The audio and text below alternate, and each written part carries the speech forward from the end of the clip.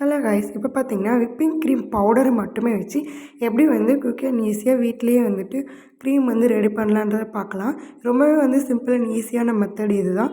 So அதுக்கு முன்னாடி நம்ம சேனலை அப்படியே ஒரு சப்ஸ்கிரைப் பண்ணிவிட்டு வீடியோக்கு ஒரு லைக்கை போட்டுருங்க. இப்போ வாங்க எப்படி செய்யும் பார்க்கலாம். நான் பார்த்தீங்கன்னா பவுடர் ஒரு 30 கிராம்ஸ் எனக்கு தேவையான அளவு அளந்து எடுத்திருக்கேன். அது கூடவே பார்த்திங்கன்னா காய்ச்சி ஆற வச்ச பால் 5 டீஸ்பூன் அளவு சேர்த்துருக்கேன்.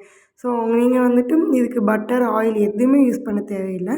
இதுக்கப்புறம் இதை பார்த்திங்கன்னா நல்லா மிக்ஸ் பண்ணி விடுங்க. இந்த மாதிரி நீங்கள் எலக்ட்ரிக் பீட்டர் வச்சுருந்தீங்க அப்படின்னா அதை யூஸ் பண்ணி நல்லா பீட் பண்ணி ஒரு 2-3 மினிட்ஸ் பீட் பண்ணிங்கனாலே க்ரீம் கிடச்சிரும்.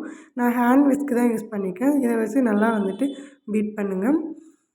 ஸோ பீட் பண்ண நமக்கு கொஞ்சம் கொஞ்சமாக இந்த மாதிரி க்ரீமி கன்சிஸ்டன்சிக்கு சேஞ்ச் ஆகி அதுக்கப்புறம் தான் க்ரீம் நமக்கு கிடைக்கும்.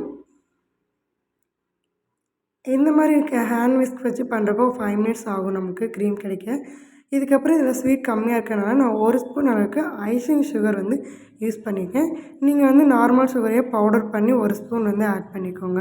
ஸோ இதுக்கப்புறமா ஒரு 2 மினிட்ஸ் நான் பீட் பண்ணிவிட்டேன். இந்த மாதிரி பவுலில் கவுத்துனா க்ரீம் கீழே ஒழுகக்கூடாது.